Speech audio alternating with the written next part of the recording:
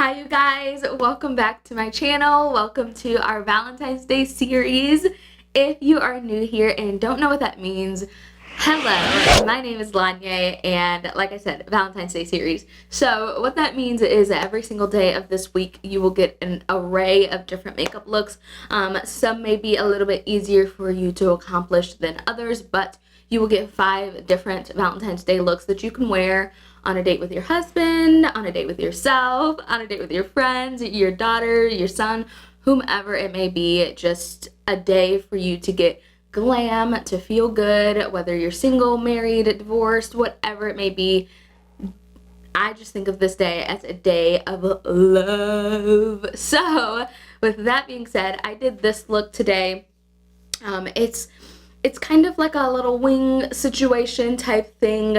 Now, if you don't have the palettes that I'm using, because I do use the CarliBybel palette and I do whip out my Aina palette, then use whatever color combo you want, but you can still kind of do this technique. All it is just liner and just, you'll see in the video. I personally think it's pretty simple. You just need to take your time. But if you don't want to work with that, you can still do something kind of the sort just with the eyeshadow. But whip out whatever palette you have, whatever color combo you want to do, and try this out. Make sure that you try it out, at least one time before you do it. Usually, like back in the day when I used to learn and play around with different styles of makeup, I would have to try it like at least once before I would commit to wearing it somewhere important, except for when I was in high school. It was just like, oof. Yeah, that was that. But, when you're learning, you definitely want to give it a go before you fully commit to wearing it out wherever you're going to go for Valentine's Day. So, this is look 1. I hope you enjoy. I will have some more looks. I've got the Amrezy palette. I've got the Juvia's Place Sahara palette. I've got a couple Colourpop palettes. Not really sure which route I want to go, because I usually like to do a brown smoky eye, just because I feel like that's just like that's the look. But I also kind of want to do a nude smoky eye, so there'll be lots of pink looks, but I wanted to include a couple other looks, so there might actually be 6 videos this week.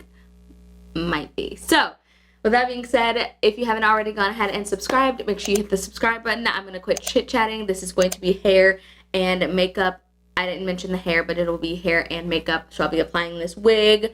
It is just a lace, no, it's not a lace front, it's just a frontal wig. So I'll be applying that. And yeah, let's get started. I hope you enjoy.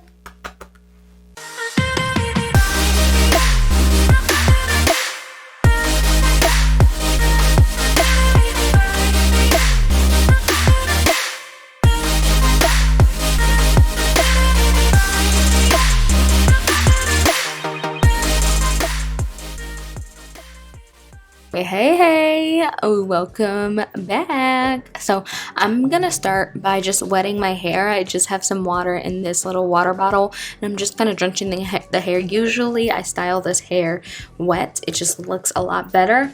And then I'm gonna take the hot comb just over the lace part of it's not a front, but why do I keep saying that? The lace front. Why do I keep saying that? Closure, just to kind of just make sure it's flat, separate the hair, the closure from the baby hairs and everything like that. This part of the hair isn't wet. I just wanted it dry, and then now I'm just going back in with a little bit extra water just to make sure that all of the hair is wet but not super drenched. I am going to go in with mousse, so and also this hair hasn't been combed out in a while, so it's a lot easier to comb it out when it is wet. I will have the hair details down below because I don't exactly remember where I got this hair from, but it was sent to me. But I'll have it linked down below once I do find all of the details. But like I said, I'm just using a wide tooth comb and some spray, and now I'm gonna go in with this wrapping foam lotion. I have never really used this for the actual hair, but I saw TaylorMade Jane use a wrapping foam on her curly hair, and it just made it really nice and shiny and scrunchy and curly. And when I think about it, back in the day, people used to use mousse all the time, so it just makes sense. So I'm just using a wet, dry, wavy, just a like a bristle brush or a paddle brush just to brush through all of the hair, make sure there's no kinks, and make sure that that wrapping foam gets nice and in the hair, I guess you could say. And this is how it looks. So I am going to be doing the bald cap method. So I'm going to take my hair out of the ponytail that I usually keep it in when I wash my hair and I don't have a cap on, and then I'm going to pull it tight. I'm first going to cut out the ear part so that way it's kind of pulled like taut to where I want, and then I'm using the Got2b freeze glue. You can use the actual glue if you want to, but I just use this, and I use my my blow dryer on cool and hot settings. I kind of go back and forth with cool, and then I'll switch to hot, and then I'll switch to cool, just to kind of make sure that it gets as dry and I'm not burning my face, because it gets hot, let me tell you. So I'm just doing that a couple of times, and then I'm going to go in with some foundation. Now, personally, you don't really need to do this. I mean, I don't need to do this because my forehead or my hair doesn't sit. I have a receding hairline, so it technically is sitting on my natural skin tone as opposed to my hair, so I don't need to like black out any of the dark hair or anything. So I just do it just because it's habit, and I know that it's going to match my foundation. And then I'm going to take some of my eyebrow scissors and just cut off the remaining of this this spandex cap, or this wig cap, or whatever you want to call it. And what I'm going to do with the ends, because I know this was like the most confusing part for me. I watched so many of these like bald cap method videos, but I just tie it in the back, and then I tuck it underneath of the cap in the back, and then I just cut off any remnants that's kind of like folded up or anything like that with the rest of the scissors. And then I am going to go ahead and apply the wig to my head. So part of my cap actually raised up, but it is what it is. But I'm just gonna spray a little bit more of that Got2b spray, because this is a closure. It's not like it doesn't go all the way over. I didn't feel, and I didn't want to keep it on for multiple days, so I felt like just applying the spray was going to do me justice and do me good. So I'm applying it. Now I'm just blow drying it to make sure it gets nice and tacky, and then I'm gonna pull the front of the wig upwards. Now, as you can see, since this isn't a frontal, it doesn't go all the way across, so you can still see the wig cap on the side, like while I have this hair tucked.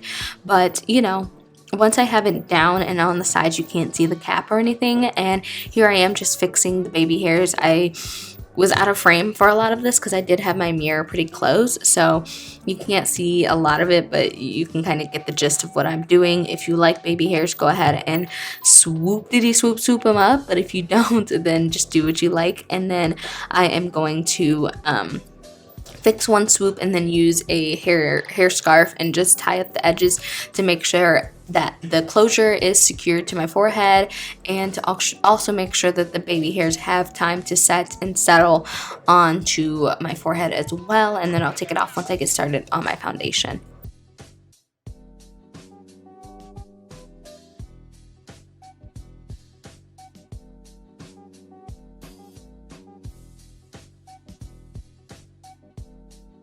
Moving on to the face, I'm going to start with this Rimmel London Brow Pro Micro Pencil. I had just gotten this in PR the day before, and it's actually like a brow pen. It's super weird, but it gives your brows a more natural appearance if that's what you're into. Like if you have more full brows and you have an eyebrow tail, all of that, it definitely gives a more natural appearance. And it's a marker, so like once you place the stroke, it is there. Like there's no brushing it out or anything like that. But I still really do like this. It was my first time and I actually really like it. I've always been intrigued by these like pencil-y or the pen kind of brow products, and it looked really nice. I liked it. So I am going to take some concealer and a flat brush and just go right underneath of that, and I'm going to carve out the brow. I didn't feel like it was necessary to carve out the top, but the bottom is always a necessary step for me, no matter if I'm doing a natural face or not. I feel like it just gives you a nice clean structure. And then I'm going to use this Morphe concealer and prime my lids, because this is the concealer that I'm using underneath of my eyes. And since there's not going to be any eyeshadow in the crease, I wanted to make sure that it was the same color as under my eyes. And then I'm just using a translucent setting powder to set all of that down. So next I'm going to take some tape and I'm going to place this on the edge of my eye. This is just going to give me a nice sharp crisp line. Then I'm going to take this Dose of Colors eyeliner and hit the road. It's like a maroon berry type of tone, and I'm taking a Sigma EO6 wing liner brush.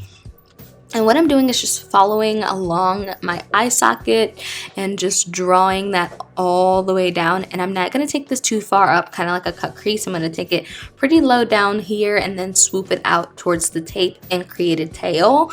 I just didn't want it to be as big and as wide as a cut crease, but I still wanted it to give that kind of cut crease effect. And now I'm going to go into the CarliBybel palette. I'm going to take, I think this is Stev. Yeah, this is Stev, and I'm taking this on a Sigma smudge brush, and this is just going to go on the outer edge, just covering up where I place that eyeliner. It is a little bit more red than it is burgundy, but it still works. Then I'm taking the Jackie Aina palette and taking Supreme. All I did was wipe off the brush and flip it over to the opposite side, and I'm going to place that next to Stev and just make sure that those two shades are blended together. And then I'm going to go back into that CarliBybel palette and take the shade Aura and place that right like all over the rest of the space. This is a Pretty Bar eyeshadow brush. I will say that since I'm not working with a tacky base, and in hindsight I should have used my my pigment primer from NYX, because this is a really like metallic eyeshadow and it didn't have something to stick to, which I regret not using that. And as soon as I applied it, or right before I applied it, I was like, I should use my pigment primer, and then I ended up not doing it. So what I did was just spray my brush with the setting spray that I was using, and it helped it to stick a little bit better because it was not sticking at first. Now I'm going back in with a little bit of Supreme just to blend those two shades together, and then Stev as well. So now I'm just going to peel this off. And you can see you have a nice crisp edge. You don't have to worry about fixing anything or any mess ups, or tape is a savior. So I'm using the Urban Decay Perversion mascara for my lashes. This is like the third time I've used it. It has a nice wide bristled brush for the brush, and it just combs my lashes out really nice. And then I'm just going to clean up whatever is left with the Garnier micellar water and a cotton pad, and we're gonna get started on the face. So I'm gonna use my Milk Hydro Grip primer. This has been my favorite primer for about a year. I've been really enjoying this primer, and I'm just gonna put that all over my face. Then I'm gonna use the Colourpop No Filter Foundation in 195 and 185. This right here is 185, and then I go in with 195 on the outer kind of most perimeter edges. 195 is too red dark for me, and 185 is too golden light for me. So mixing the both of them gets me a really nice shade. I probably should try 190 because it's literally the middle shade and it might match me perfectly. But I have yet to buy that shade. I figured like if I have one and I have the other, I might as well mix the two and get a good shade match, you know? And now I'm taking the Morphe Fluidity Concealer. This is C4.35, and now I'm using C4.15. I mix the two of them because 4.15 can be pretty light, and 4.35 doesn't give me that bright highlighted effect as I like it. So I mix the both of them and it works. So I'm gonna use my beauty blender to blend all of that out. You guys know how it goes. I'm just gonna pat, pat, pat. I never ever swipe my under eye concealer or my foundation or anything. I always pat. That is how you're gonna get the product to move around. That's how you're gonna get a nice seamless blend and everything like that.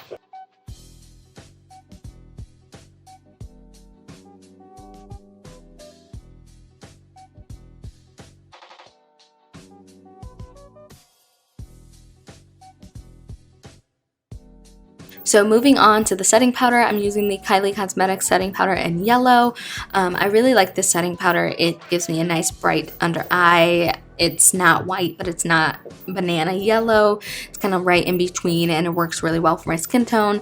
Then I'm going to go in with my Black Radiance contour palette just to kind of bronze up the skin, give a little bit of dimension to the face. This is an IT Cosmetics double-ended brush. I got this when I was working with L'Oreal at the We Love Makeup partnership, and Now I'm just using my Jaclyn Hill Morphe brush just to brush away that powder after I let it sit for a little while I bronzed up the skin. And then I'm going to go in and start contouring the nose and everything like that.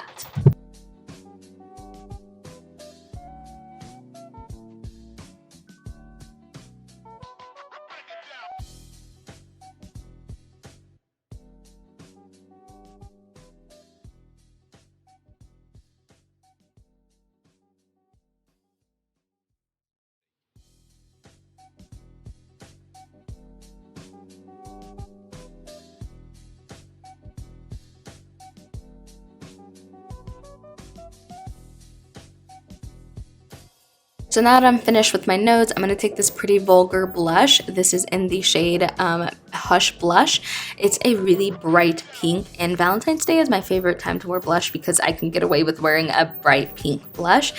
This is a Moda blush brush. And then I'm going to take this new highlighter from Benefit. It's called Tickle. It actually looks like a rose gold in the pan, but once you apply it, it's a golden shade. So whoop-de-doo whoop-whoop for a highlighter that black women can actually wear from Benefit.